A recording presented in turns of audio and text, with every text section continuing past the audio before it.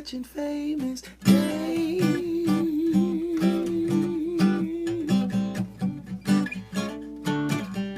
on YouTube. Welcome back, guys, to the channel, and welcome to another Monday. And we have the markets once again rallying as we come into this Monday. We'll see if the rally holds here. I just wanted to give a little position update and talk a little bit about GME, etc. As many of you may know, I'm involved in several Facebook groups, and one of them is an options group, and we've had to really severely limit the content because of all of the, both misinformation and just random stuff about GME. However, so that's actually taken more time than I thought. I didn't really think that running this Facebook group would take up a bunch of time, but what we've had to turn moderation on for all comments on GME and AMC, and so it's actually turned into a lot of work. I wanted to give a quick position update for VXX. I sort of sidestepped the VIX spike last week. If we do look at the VIX real quick here, we can see we did get the spike last week, and we're actually kind of bid coming into the market today, but the bid has faded a little bit overnight. If we take a look at the charts here, this is our chart of the a 6-month chart of the E-minis, and you can see we have given up some ground over the last few sessions. If we kind of zero in a little bit closer here, we can see the daily, and you can see we've sort of from last night we've faded a little bit. Let's see if we can kind of zoom out just a little bit more here. So you can see this is a rally from last night, and then just a little bit of a fade as we kind of come into the open here, but still up significantly from where we opened the session last night around 6 o'clock. We can see the VIX down somewhat, but still at elevated levels. This is the last couple sessions for the VIX. So what I did is I have reinitiated a put position in VXX. I did buy a bunch of the SEP 10 puts. I paid an average of 71 cents, and I'm looking to buy a few more on the open today to try to take advantage of the move back down from this spike. We may continue to spike, but at some point we will move back below 30 on the VIX, and that's kind of my plan moving forward here. The other thing, let's talk about GME for a second. GME still up around $300. I'm still of the opinion that this is inevitably going to go lower. The question really is just how much does your brokerage allow you to do, and what's the best way to play this? I'm looking for reasonable price puts. It would be nice if TD Ameritrade would allow us to sell options again. I'm not sure where kind of the status is of things right now. I know there's been some sort of political pressure over the weekend to not limit things, and people have asked where I stand on this whole thing.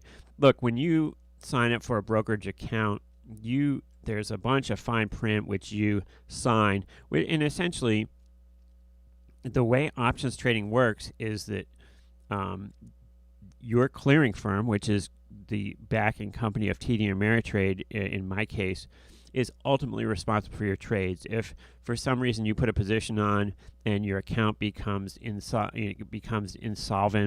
you sell a naked option and you can't cover it, ultimately the banks behind TD Ameritrade have to guarantee your positions. And they're allowed to pretty much do whatever they want to tighten up risk as they see fit. And you sign away these rights when you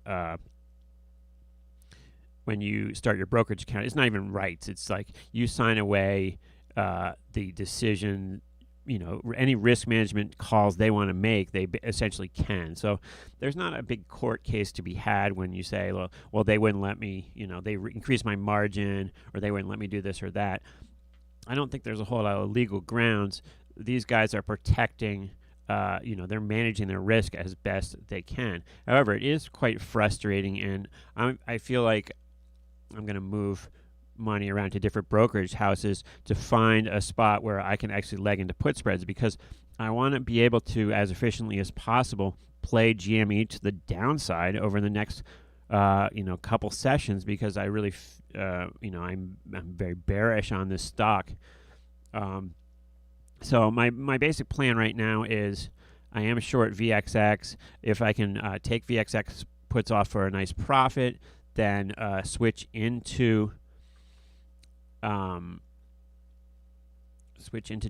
at some point. Once again, my average price, and maybe the September puts are too aggressive. They're actually,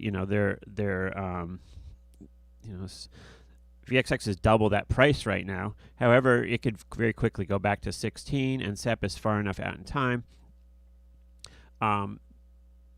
UVXY up from 9 and change to 14. That's a pretty big move as well, percentage wise.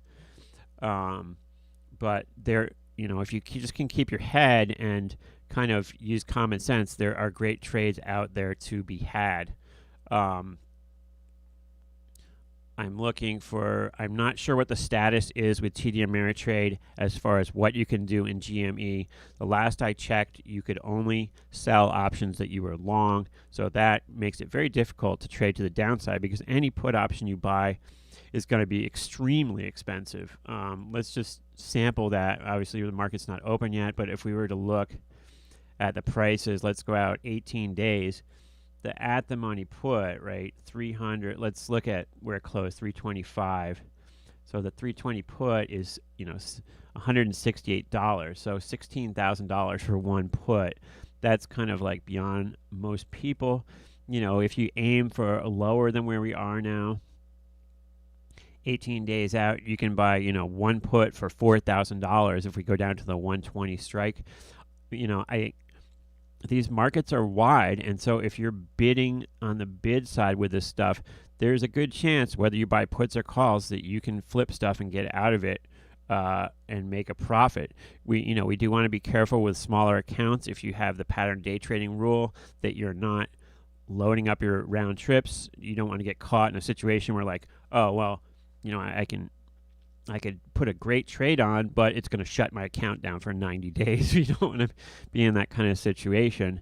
And usually with options, that's not a problem, because you can always spread stuff off with different strikes. But now with these restrictions on, when you can only sell out options you're long, if you have a smaller account, it turns into a thing where, okay, well, I'm going to buy an option today, then I'm going to have to wait till tomorrow or the next day to sell it out. And it just makes it a lot more difficult to trade. The other thing I was looking at, we talk about calendar spreads all the time in here. Some of these calendar spreads line up very nicely in GME. For example, just a weekly type calendar, if you were to buy, let's say, let's take the 100 strike, you buy the 100 put 18 days out, and then you sell the 100 put 4 days out. There's a lot of decay. Now, I'm not sure if TD Ameritrade is allowing us to even do calendar spreads right now, but if you look at just this trade here, your theta for just a one-lot spread you're collecting $270 a day, right, in theta. So that's a big theta. Hey, what's up, Warren and Dasboff? Well, inevitably, as far as I'm concerned, these stocks that have gone from AMC has gone from $2 to 16, they're going to fade back down at some point. It stands to reason. And same with GME. It's just a question of when. And I think there's huge opportunity right there. But in the meantime, for those of us in the VIX space, we're in the middle of a spike. So let's take advantage of that. The markets have been wider in VXX as of late, which kind of makes sense. If market makers can get away with having wider markets, then they're going to try to widen them out every time just because it's more money. And yeah, we're going to have to see what the restrictions are. I kind of want to set up I'm thinking about maybe posting to Twitter, what's the status of each brokerage house? What is each brokerage house allowing you to do as far as buy, sell options in these issues? I think it's good if we could track that, because whichever brokerage is allowing you to say, buy a put spread or buy a call spread, that's not a lot of risk for brokerage houses. I guess they're worried about assignment risk on the short side. You have a put spread on that's at the money. All of a sudden, overnight, stuff moves. You could get assigned on your short option, and there is risk out there. So I think that before you enter those trades, you make sure that you have your options knowledge tight. Remember, if you do get assigned on an option, you can end up very long or very short real quick. So you want to be real careful about what you're doing. The Thinker says, did hedge funds cover their positions in GameStop? What hedge funds doing is pretty opaque. As much as the media wants to put this narrative forth that everybody's short this stuff and needs to cover, people have varying positions. Now, the Thinker, the biggest hedge fund, I believe it's called Melvin, came out and said they did cover their positions in GameStop last week. But who knows if that's really true. Generally what happens is these funds are required to disclose their positions like quarterly and so you find out later on exactly what happened. But during the time, nobody really knows what people's positions are, and people keep that kind of information pretty close to the vest because, well, obviously if people knew that, well, these guys have to cover their position today, then people would fade the market. GMC could be halted for 10 days for an investigation. That is a risk. We did hear, it sounds distant that something like that could happen, but we did hear from the head of NASDAQ who is advocating that they just shut GME down for a couple weeks. Now, if that happens, remember, folks, first of all, we should see it in the options paper ahead of time because cheaters will come in and start crushing volatility ahead of that happening. Right? So if they are going to halt GME, we should see volatility all of a sudden start to tank as cheaters come in and try to sell options. Because essentially, if it halts for 30 days, any option that expires before that 30-day period will effectively have expiration the moment it halts. So if you're long premium on any option that halts before that 30 days, you're going to take it on the chin big time, right? So that is a risk that I think, Dasboff, we do have to take seriously here, that something like that could happen. I know it sounds out of the realm of possibility that they would just halt it, but, strange stuff has been going on lately. And I think we have to take this kind of possibility seriously. Everything incurs risk. It seems the lower these prices actually go, if, for example, AMC were to go back to 8 and GME were to go back below, let's say 150, then all of a sudden these firms start unwinding this stuff. However, I don't think anything's off the table, and so I would be really careful. I think there's huge opportunity to do stuff like there's wide markets, so there's huge opportunities to buy an option and then sell it out 20 minutes later for a higher price, or even just bid, something's $4 wide or $3 wide. If you bid 10 cents better than the bid and just leave your bid there, you might get hit and be able to sell the thing out and make $3 on an option in 10 minutes. That kind of stuff is very possible. But I would be careful.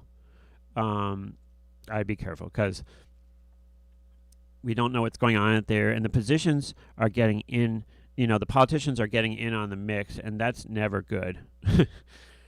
Yeah, I was trading during when the Twin Towers, when the attack came on the towers, and we were closed for weeks. And I actually owned options during that time, but it turned out that we moved so much the day we reopened that it was fine. I'll have to check out that Luck and Coffee case study, Dasboff. I'm not familiar with that one, but that sounds interesting.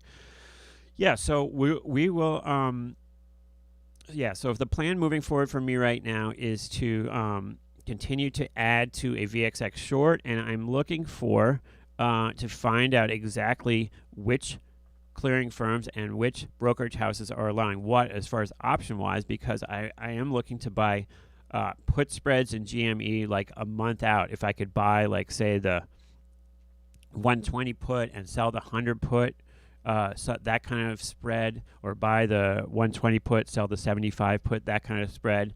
I have a pretty clear conviction that GME is going to go lower than here. I know that sounds like, wow, Dave, that, you're not giving us anything we don't already know. That's not something that we want to, wow, I'm going to subscribe to your Patreon because you say GME is going lower. That's great insight.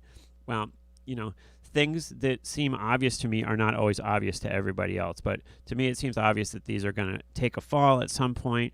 People are going to, wake up and say, gee, why, maybe I shouldn't be holding on to this at the price of $300.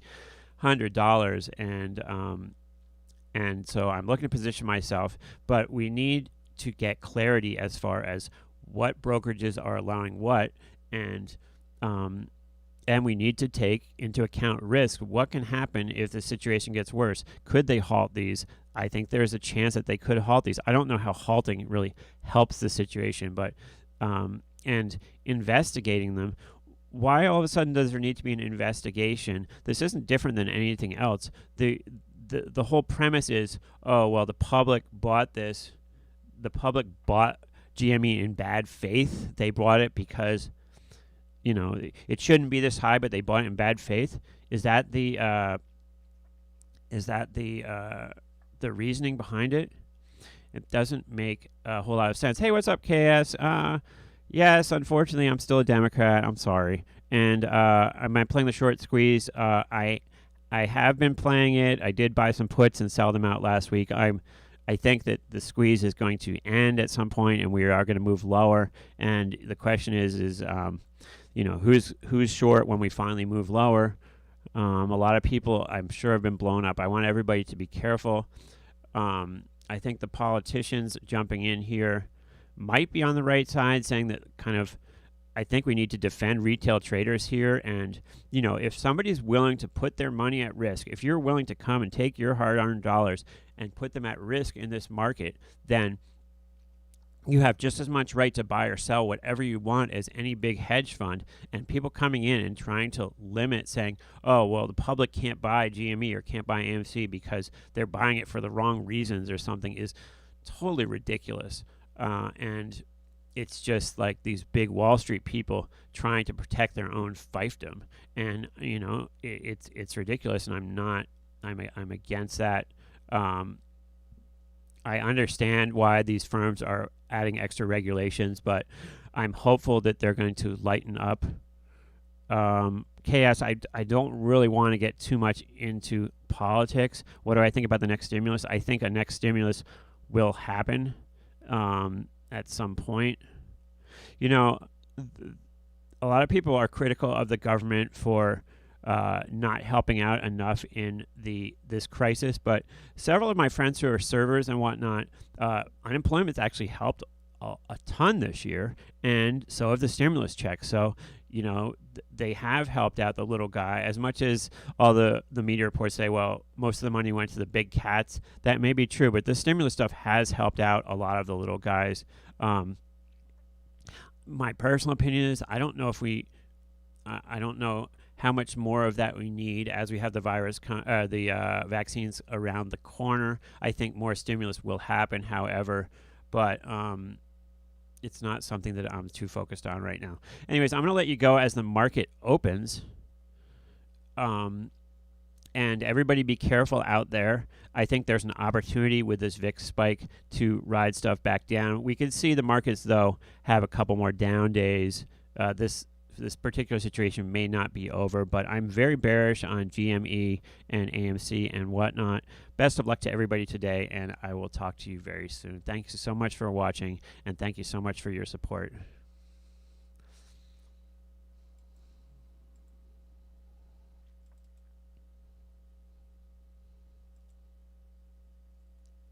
Bye now.